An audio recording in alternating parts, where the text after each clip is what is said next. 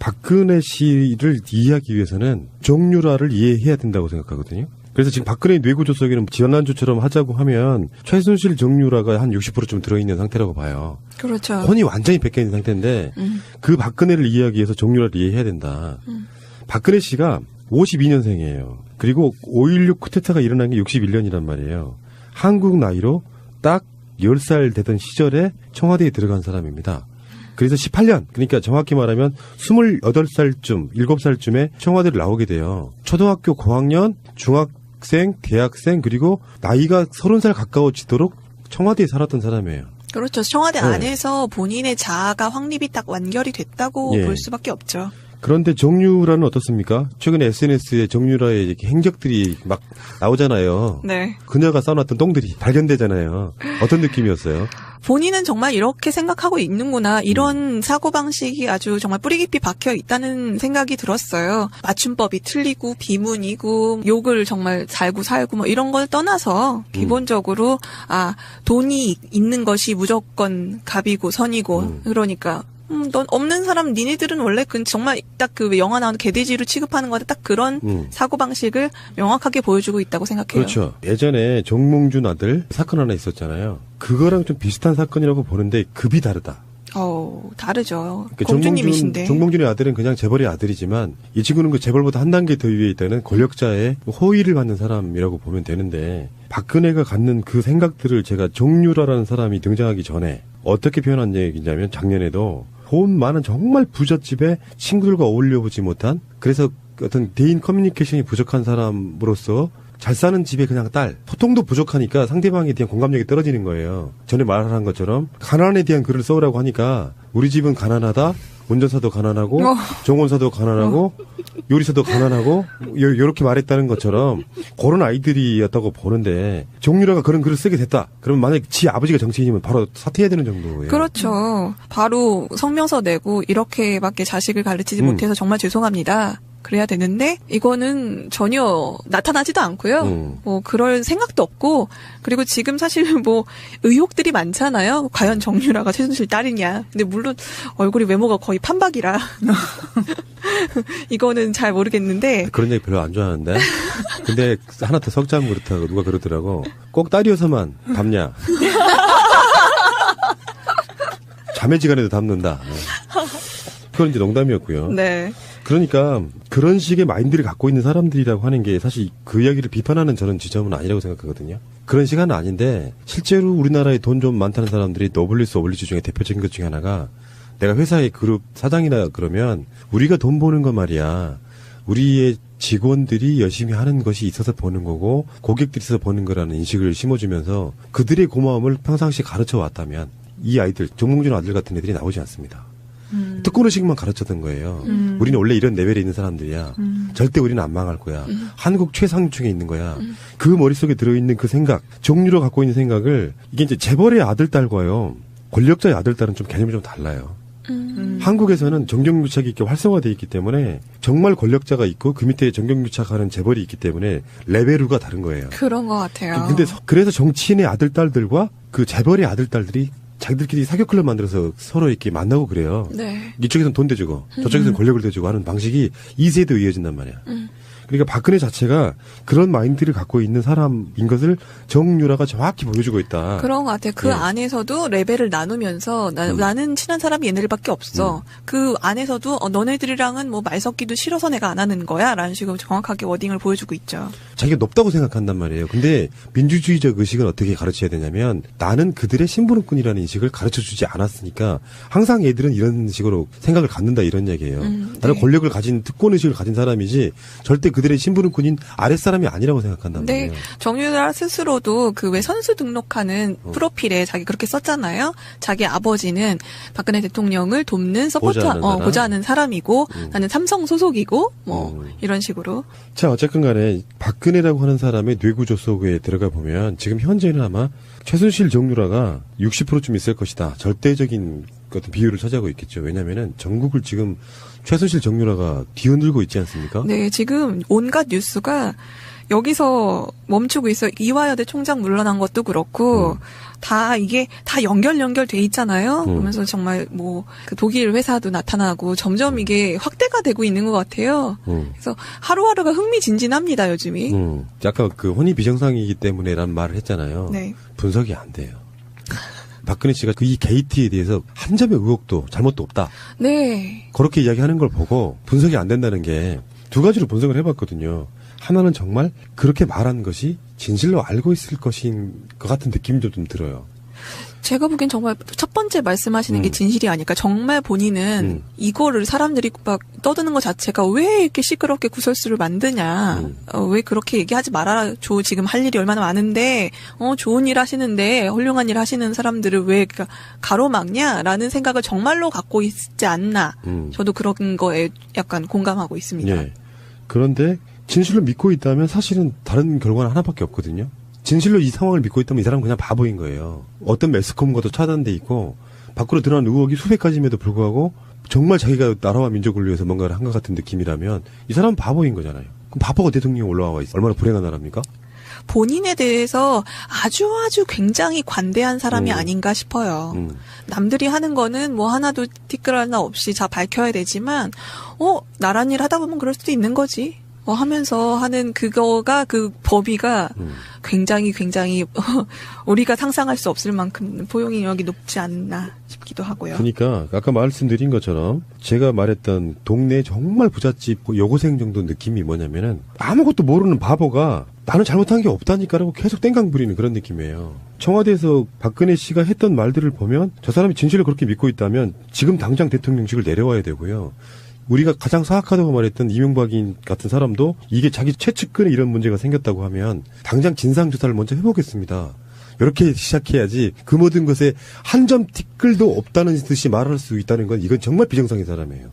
팩트로 드러난 것만 수십 가지 수백 가지가 나오고 있는데도 불구하고 나라 경제를 위해서 기업들이 자발적으로 나라 좋은 일 하자고 쓰는 돈에 대해서 왜 이렇게 말이 많냐고 얘기하는 거는 이 사람 자체가 대통령 자격이 없음을 실제로 증명하고 있다. 저는 그렇게 보는 사실 거예요. 지금 이제까지 굉장히 많은 사건이 있었잖아요. 지금 뭐 대통령 물러나라고 해야 됐으면 옛날에 정말 수백 번 물러나야 됐지만 지금까지도 왔는데도 자기는 한 점 부끄러움이 없고 잘못한 게 없다라고 하고 정말 주장을 계속하고 있는 거. 정말 땡깡 부리듯이 계속하고 있는데 이게 본인은 그렇게 하더라도 사실 주위에서 끌어내려져야 되는 거잖아. 이 정도면. 그런데 전혀 그 위에서 체제가 바뀌는 게 없는 거가 문제라는 거죠.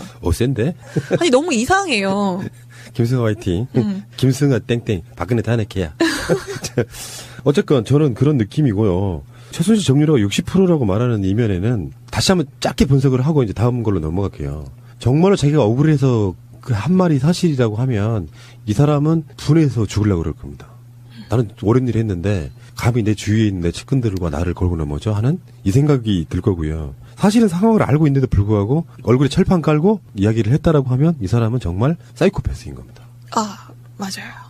그러니까 사람 이런 게 있잖아. 연인 사이에도 제가 나한테 지금 다른 걸로 거짓말하고 있으면 들통나요. 뭔가 이상한 짓을 하고 부자연스럽고 그렇게 하지 않고 정말 저 사람은 진짜 그렇게 믿고 있나 보다라고 내가 느꼈을 정도면은 그 사람이 진짜 그걸 알고 있으면서 그렇게 말했다고 하면 이거는 소시오패스, 사이코패스에 가까운 사람인 거예요.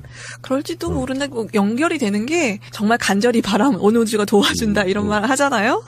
그런 것처럼 본인은 너무나 숭고하고 순수하고 정말 옳은 사람이기 때문에 네. 다 그런 것들이 다른 주위 사람들이 문제인 거지 나에게 문제가 없는 거라고 생각하고 있을지도 몰라요. 자, 그게 이제 최순실, 정유라 등등 뭐 그쪽 일가들 정윤회까지 포함해가지고 60%.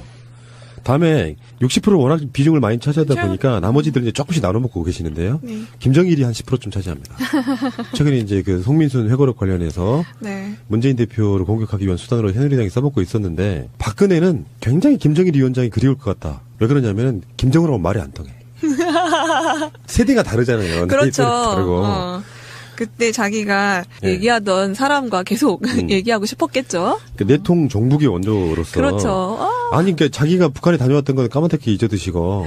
누구 보고 내통이래. 새누리당 통해가지고 지금 공격을 하고 있는데 국가적 차원에서 미뤄줬던 거예요. 김대중 정권 때였고 통일의 어떤 상징성 그런 거라서 주한 한국에 있는 EU 상공회의소 산하에 유럽 코리아 재단이라고 하는 곳에 그때 당시에 이사였어요. 그래서 이제 북한 어린이들에게 축구공, 의약품 이런 지원 활동을 하는 단체인데 유럽 코리아 재단이 그 단체의 이사로서 민간 봉사활동 개념으로 이제 상징적으로 북한에 간 거거든요. 일종의 특사라고 이름을 지어지지 않았지만 김대중 대통령의 특사 자격도 어느 정도 좀 있었다라고 보고요. 그래서 그 상황에서 전례 없는 어떤 정치인도 하지 못한 단독 면담, 옆에 비서진 없이 네. 김정일에 대한 그리움, 이게 10%라는 게 뭐냐면은 박근혜는 어떤 면에서 보면은 박정희와 김일성의 두 사람의 어떤 이세로서의 이런 사람들이 갖고 있는 그 동질감 때문에 한 번쯤은 생각날 것 같아요. 이렇게 일찍 돌아가셨나 이런 뭐 그런 생각 좀 들고. 근데 그렇게 만나봤는데도 그 개성공단을 그렇게 매몰차게 이렇게 닫을 만큼 그 필요가 했었나 참 싶네요. 정치적 목적이라는 것이 있기 때문에 네. 실제로 그들이 싫어서라기보다는 정치적 목적 때문에. 네, 물론 그렇긴 한데 그 목적을 위해서라면 정말 자기가 북한과 소통하려고 했던 그런 그래도 자기가 그런 일을 했었는데도 불구하고 그렇게 허신짝처럼 내버릴 수 있구나라는 생각이 들어요. 그 당시에 가서 했던 여러 가지 말들 자기 입을 꼬매버리고 싶을 겁니다. 김정일 장군은 약속 대부분을 지키는 믿을만한 파트너다. 이 말 한마디로 바로 구속감인데요. 지금 같으면은.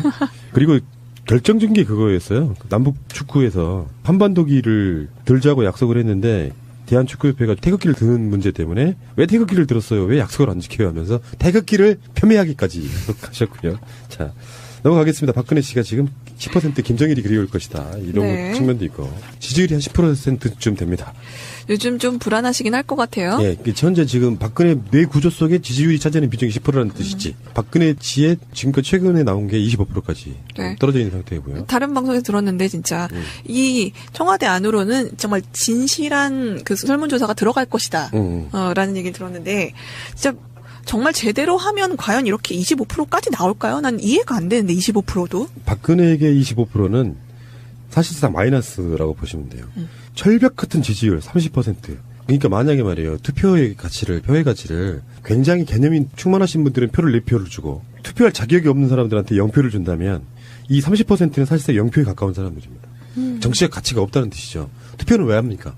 정치를 잘못하면 또는 잘하면 잘하는 쪽에 표를 주고 잘못하지 않는 쪽에 표를 안 주는 게 투표의 의미잖아요. 근데 아무리 잘못해도 표를 주는 사람들이 우리나라 인구 중에 30% 있다 그랬잖아.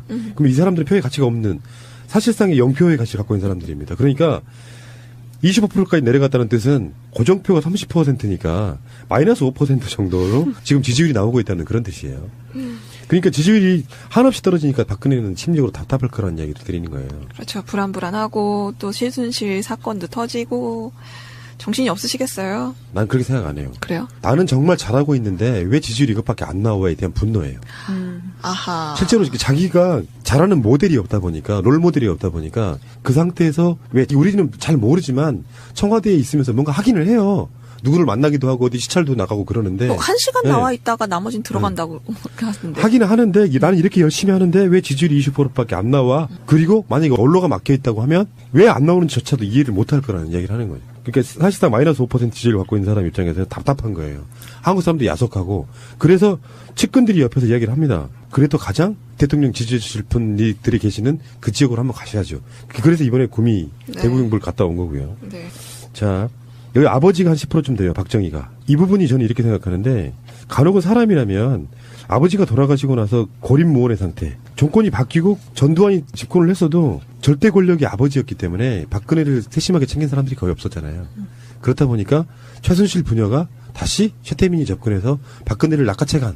그래서 박근혜 최태민에 의해서 지금까지 이렇게 관리되어진 사람으로 보는 게 지금까지 나오고 있는 정보들이잖아요. 네. 근데 박근혜가 그들을 믿게 된 계기가 꿈에 네 엄마가 나타나서 너를 보호해라고 했다. 네. 이게 지금 최태민과의 연결고리였단 말이에요. 그런 입장에서는 아버지가 굉장히 원망스럽기도 하고 그립기도 하고 여러 가지 면에서 지금 대통령이 끝날 때쯤 되니까 나도 아버지처럼 정권을 연장 한번 해볼까 하는 생각이 조금은 들 수도 있다.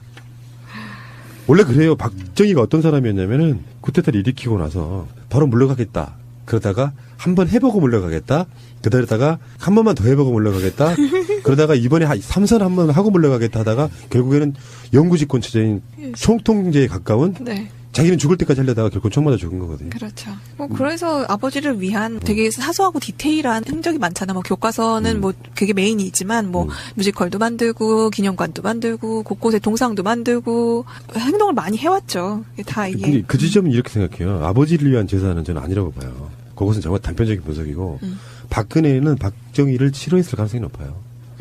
자기 엄마의 관계도 안 좋았고 네. 그리고 실제적으로 최태민과의 관계에 있어 갖고도 굉장히 많이 갈등을 했던 관계이기 때문에 자기 아버지를 좋아해서가 아니라 사실은 박정희의 업적이랄까요? 후광을 빌어서 자기 지지율, 정치적인 지지율을 유지하기 위한 도구로 아버지를 쓰고 있는 거예요. 그렇죠. 우선은 그 자기가 기반이 된 것, 아버지의 지지율, 아버지에 대한 그런 향수랄까 그런 걸 기반으로 자기가 대통령이 된 거니까요. 자, 그 다음에 이제 몇 개 안 남았어요. 짧게 하겠습니다. 후계자도 한 3%좀 머릿속에 있을 듯이 보이는 게 어떤 후계자가 오느냐에 따라서 자기가 정치적 입지가 확 바뀌는데요. 가장 최선은 자기 후계자가 대통령이 되는 거겠죠. 그렇겠죠. 지금 현실은 사실상 불가능에 가까워요. 그래서 지금 유일하게 기대고 있는 게 반기문인데 반기문을 제외하면 나머지는 친박 후보라고 부를 만한 사람이 거의 없어요. 야당으로 정권 교체가 된다 그러면 거의 죽는 상황이고 지금쯤에는 정말 친박 후보로 누구를 키울 것인가는 아마 사실상 포기한 상태에 가까울 거고 반기문을 영입해서 자기가 반기문 대통령을 만들어내는 일종의 어떤 그 숟가락 얹기를 해야 나중에 보복이 안 당하는 최선의 선택일 거라고 보고요. 나머지 야당으로 정권 교체가 되는 것은 필사적으로 막을 겁니다. 네, 그런 면에서 보면 후계자가 3%라는 것보단 조금 더 높아야 되지 않을까요? 아니요, 지금 옆에 안 계시는 최순실 씨, 정유라에 대한 그리움 때문에. 그게 너무 사무쳐서. 네. 사무치기도 하고 지금 이슈가 되니까 지금 당장 현재는 박근혜 씨 머릿속에는 60%쯤은 최순실, 정유라 이 드링이 들어있을 거라고 보는 거고 후계자는 지금 생각할 겨를이 없는 거죠. 그래서 3%는 남아있어요. 어마어마한 거예요. 다음에 외국 여행 3%가 좀 남아있어요. 이거는 약간 중독 증세거든요. 답답할 때는. 그렇죠. 나돌이 다녀오셔야지. 근데 밖에 나가는 그 지점이 난 이렇게 생각해요. 일단 이 사람은 일하기 되게 싫어하는 사람이에요. 외국에 비행기 타고 나가는 게 좋았던 사람이기도 하고 결정적으로는 박근혜가 지금까지 내치를 정말 못했어요. 정책도 없었고 그렇다 보니까 박근혜가 올린 대부분의 지지율은 외교로 이루어진 것들이에요. 지지율 보면은 박근혜 정부 대통령이 뭘 잘하냐고 물어보는 설문조사를 보면 대부분 다 1등이 항상 외교였단 말이에요. 이쯤 되면 이제 슬슬 외국 나가야 되는 타이밍이 됐단 말이에요. 그렇죠. 나갈 때가 됐고 기타 볼펜 세우기. 이 세워지나? 연습 열심히 하시는 것 같던데. 실제로 이제 머릿속에 생각이 별로 없는 사람들은 그런 식의 어떤 제가 좀 그런 게 있거든요. 누구랑 대화를 하면요. 종이 접기 같은 걸 되게 많이 해요. 나한테는 별로 의미가 없고 내가 했는지도 모르는데 종이를 막 접고 있어. 그런 걸 되게 많이 하고요. 정말 낙서하고 있고. 그리고 한편에 0.5% 좀 한 구석에는 94년도에 돌아가신 어떤 분이 굉장히 그리울 거라는 생각이 좀 들어봤어요. 몸과 마음을 지배하신 그분.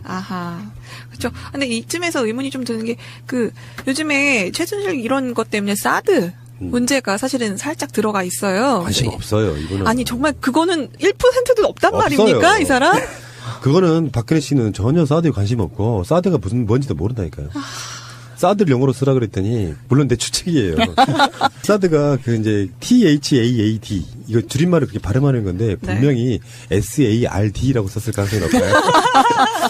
자, 어쨌든 박근혜 씨의 뇌구조였었고요. 틀리고 비문이고 욕을 정말 살고 살고 뭐 이런 걸 떠나서 기본적으로 돈이 있는 것이 무조건 갑이고 선이고 그러니까 넌 없는 사람 니네들은 원래 정말 딱 영화 나오는 개돼지로 취급하는 거다 딱 그런 사고방식을 명확하게 보여주고 있다고 생각해요. 그렇죠. 예전에 정몽준 아들 사건 하나 있었잖아요. 그거랑 좀 비슷한 사건이라고 보는데 급이 다르다. 다르죠. 공주님이신데. 정몽준의 아들은 그냥 재벌의 아들이지만 이 친구는 그 재벌보다 한 단계 더 위에 있다는 권력자의 호의를 받는 사람이라고 보면 되는데 박근혜가 갖는 그 생각들을 제가 정유라라는 사람이 등장하기 전에 어떻게 표현한 얘기냐면 작년에도 돈 많은 정말 부잣집에 친구들과 어울려보지 못한 그래서 어떤 대인 커뮤니케이션이 부족한 사람으로서 잘 사는 집에 그냥 딸. 소통도 부족하니까 상대방에 대한 공감력이 떨어지는 거예요. 전에 말한 것처럼 가난에 대한 글을 써오라고 하니까 우리 집은 가난하다. 운전사도 가난하고 정원사도 가난하고 요리사도 가난하고 요렇게 말했다는 것처럼 그런 아이들이 평상시에 가르쳐 왔다면 이 아이들 정몽준 아들 같은 애들이 나오지 않습니다. 특권의식만 가르쳤던 거예요. 우리는 원래 이런 레벨에 있는 사람들이야. 절대 우리는 안 망할 거야. 한국 최상층에 있는 거야. 그 머릿속에 들어있는 그 생각, 정유로 갖고 있는 생각을 이게 이제 재벌의 아들, 딸과요. 권력자의 아들, 딸은 좀 개념이 좀 달라요.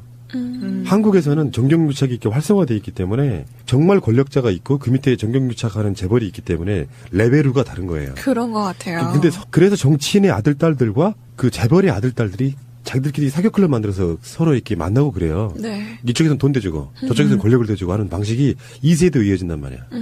그러니까 박근혜 자체가 그런 마인드를 갖고 있는 사람인 것을 정유라가 정확히 보여주고 있다. 그런 것 같아요. 그 네. 안에서도 레벨을 나누면서 나는 친한 사람이 얘네들밖에 없어. 그 안에서도 너네들이랑은 뭐 말 섞기도 싫어서 내가 안 하는 거야 라는 식으로 정확하게 워딩을 보여주고 있죠. 자기가 높다고 생각한단 말이에요. 근데 민주주의적 의식은 어떻게 가르쳐야 되냐면 나는 그들의 심부름꾼이라는 인식을 가르쳐주지 않았으니까 항상 얘들은 이런 식으로 생각을 갖는다 이런 얘기예요. 나는 네. 권력을 가진 특권의식을 가진 사람이지 절대 그들의 심부름꾼인 아랫사람이 아니라고 생각한단 네, 말이에요. 정유라 스스로도 그 왜 선수 등록하는 프로필에 자기 그렇게 썼잖아요. 자기 아버지는 박근혜 대통령을 돕는 보좌하는 사람이고 나는 삼성 소속이고 뭐 이런 식으로. 자, 어쨌건 간에 박근혜라고 하는 사람의 뇌구조 속에 들어가 보면 지금 현재는 아마 최순실 정유라가 60%쯤 있을 것이다. 절대적인 어떤 비율을 차지하고 있겠죠. 왜냐면은 전국을 지금 최순실 정유라가 뒤흔들고 있지 않습니까? 네, 지금 온갖 뉴스가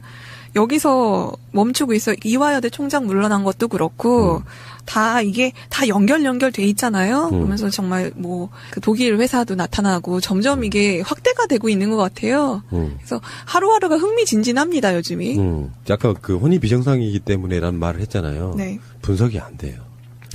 박근혜 씨가 그 이 게이트에 대해서 한 점의 의혹도 잘못도 없다. 네. 그렇게 이야기하는 박근혜 씨를 이해하기 위해서는 정유라를 이해해야 된다고 생각하거든요. 그래서 지금 박근혜 뇌구조 속에는 지원난주처럼 하자고 하면 최순실 정유라가 한 60%쯤 들어있는 상태라고 봐요. 그렇죠. 혼이 완전히 뺏겨있는 상태인데 그 박근혜를 이해하기 위해서 정유라를 이해해야 된다.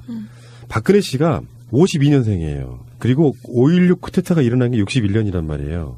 한국 나이로 딱 10살 되던 시절에 청와대에 들어간 사람입니다. 그래서 18년, 그러니까 정확히 말하면 28살쯤, 7살쯤에 청와대를 나오게 돼요. 초등학교 고학년, 중학생, 대학생, 그리고 나이가 30살 가까워지도록 청와대에 살았던 사람이에요. 그렇죠. 청와대 네. 안에서 본인의 자아가 확립이 딱 완결이 됐다고 예. 볼 수밖에 없죠. 그런데 정유라는 어떻습니까? 최근에 SNS에 정유라의 이렇게 행적들이 막 나오잖아요. 네. 그녀가 쌓아놨던 똥들이 발견되잖아요. 어떤 느낌이었어요? 본인은 정말 이렇게 생각하고 있는구나. 이런 사고방식이 아주 정말 뿌리 깊이 박혀 있다는 생각이 들었어요. 맞춤법이. 였다고 보는데 정유라가 그런 글을 쓰게 됐다. 그러면 만약에 지 아버지가 정치인이면 바로 사퇴해야 되는 정도예요. 그렇죠. 바로 성명서 내고 이렇게밖에 자식을 가르치지 못해서 정말 죄송합니다. 그래야 되는데 이거는 전혀 나타나지도 않고요. 뭐 그럴 생각도 없고 그리고 지금 사실 뭐 의혹들이 많잖아요. 과연 정유라가 최순실 딸이냐. 근데 물론 얼굴이 외모가 거의 판박이라 이거는 잘 모르겠는데 그런 얘기 별로 안 좋아하는데. 근데 하나 더 석자면 그렇다고 누가 그러더라고. 꼭 딸이어서만 닮냐. 자매지간에도 닮는다. 그건 이제 농담이었고요. 네. 그러니까 그런 식의 마인드를 갖고 있는 사람들이라고 하는 게 사실 그 이야기를 비판하는 저는 지점은 아니라고 생각하거든요. 그런 시간은 아닌데 실제로 우리나라에 돈 좀 많다는 사람들이 노블리스 오블리주 중에 대표적인 것 중에 하나가 내가 회사의 그룹 사장이나 그러면 우리가 돈 버는 거 말이야. 우리의 직원들이 열심히 하는 것이 있어서 버는 거고 고객들이 있어서 버는 거라는 인식을 심어주면서 그들의 고마움